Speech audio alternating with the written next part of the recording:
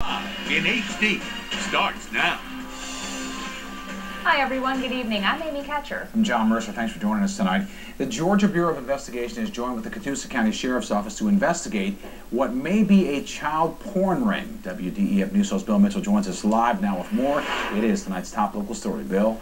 John, that case against the North Georgia residents came together last night, and Chattanooga County has now been joined by the GBI, which usually means it's not quite wrapped up yet. But the charges do involve porn photos, computers, and at least one local child. We received information of some possible child pornography that was going on from a couple of residents on Trace Lane. So last night officers served search warrants on 2 residents on Trace Lane and made 2 arrests. The residents of Village Green Trailer Park, just south of the Tennessee state line, say things have changed in recent years. They never know who's living nearby. Some of them knew the 2 men who were taken to jail. One individual, Mr. Martinez, was charged with computer pornography and Child Exploitation Act of 1999 and 2 counts of forgery in the 2nd degree.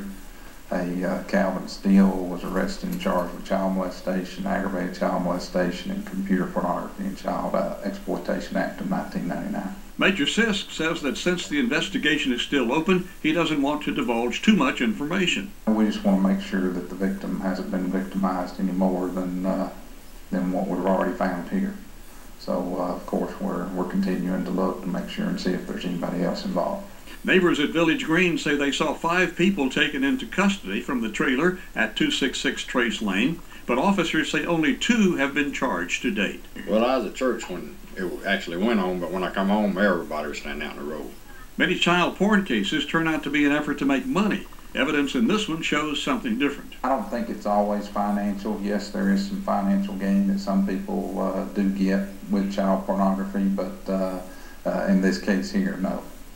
According to East Ridge Police, 24-year-old Calvin Steele III has at least 1 prior arrest. In 2008, he was charged with stabbing a man and cutting a woman in a fight over a child's bike.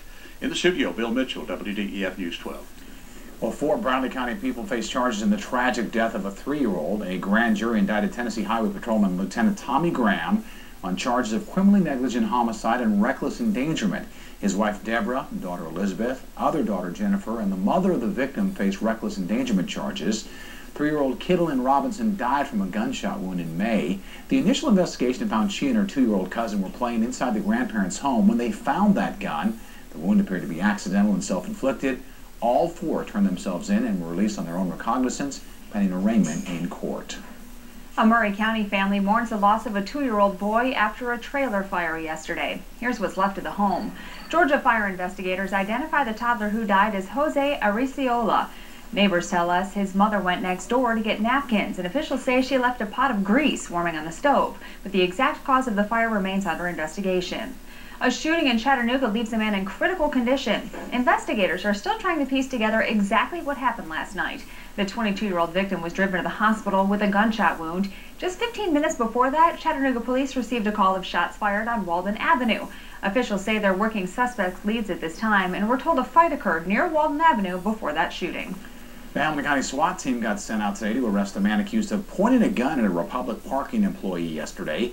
They arrested Philip Dale Ellis and noticed what appeared to be marijuana plants. Officials got a search warrant and found a large amount of marijuana plants and other equipment to grow it.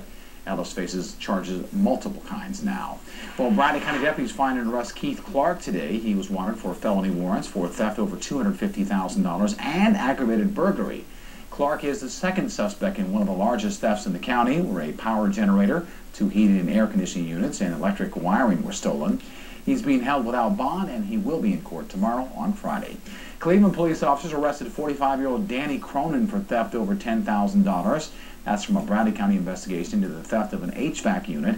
Cronin is also part of an investigation by the city into the theft of 16 heating and air units. More charges could come later.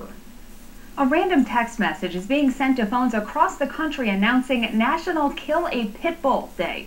The text says to kill as many pit bulls as you can on Halloween night after trick-or-treating.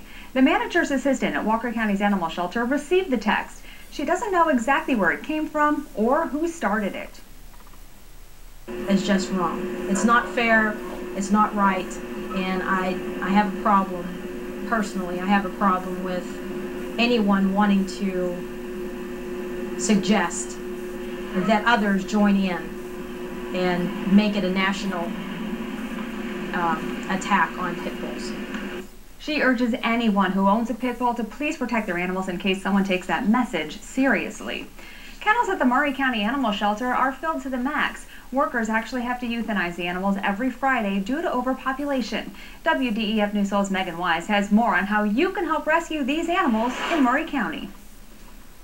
Every Friday morning, the Maury County Animal Shelter puts down a number of dogs due to overcrowding issues. Fridays are the hardest days for us. It's very, very sad for us to have to euthanize animals that are, just for overpopulating. Overpopulation isn't unheard of at this shelter off of Highway 52 East. Last year, they took in almost 3,000 animals. Some were adopted and rescued, but over 1,000 of them were put to sleep. We would like to educate our community, about the importance of spay and neuter, so we wouldn't have such an overpopulation of animals. Dr. Emily Felker is the veterinarian who oversees the shelter. She says the shelter provides exceptionally healthy, adoptable pets. Before an animal is adopted, all of the older dogs are heartworm tested. All of the cats are tested for feline leukemia and FIV. And we spay and neuter at a nominal charge. All of the animals are vaccinated, wormed, and defleed, all ready to be rescued and adopted to a loving family. We do post our animals on Pet Finder. We also have volunteers that put them on Facebook.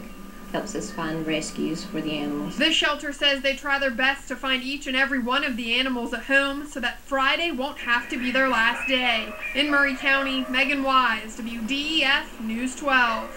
For more information on how to rescue these animals, just head to our website. It's wdef.com. Well, Hamilton County residents could see another rate increase in their water bill next year if Tennessee American Water gets its way.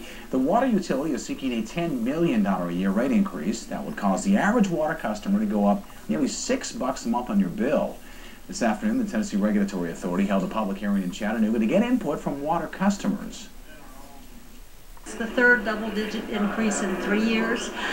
We pump our own water up the mountain. We purchase in bulk like other cities do, except we pay to pump our own water, and so we think that should give us a certain advantage. Our water system needs to be upgraded.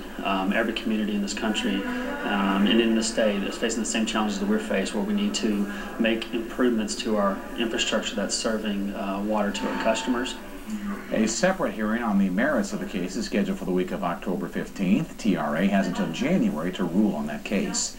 Well, University of Tennessee officials say prayers before football games at Neyland Stadium do not violate the U.S. Constitution. The university is preparing a formal response to a letter from the Freedom from Religion Foundation. University spokeswoman Margie Nichols said Tuesday the administration believes there is no reason to halt the tradition of pre-kickoff invocations. A letter from the group points out that UT Chattanooga decided last week to stop its use of pregame prayers. Now, your Storm Team 12 24-hour forecast. Very nice out there, and that pattern will continue, although we'll warm up just a little bit over the next 24 hours. Here's a look at some of the numbers. About 75 next hour. Overnight, cool, but not as chilly as the last couple of nights. A little patchy fog returning, and after that cool start, another good-looking day with some sunshine and highs tomorrow closer to 85.